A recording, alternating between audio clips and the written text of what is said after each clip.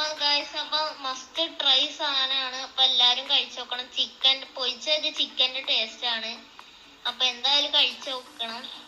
By.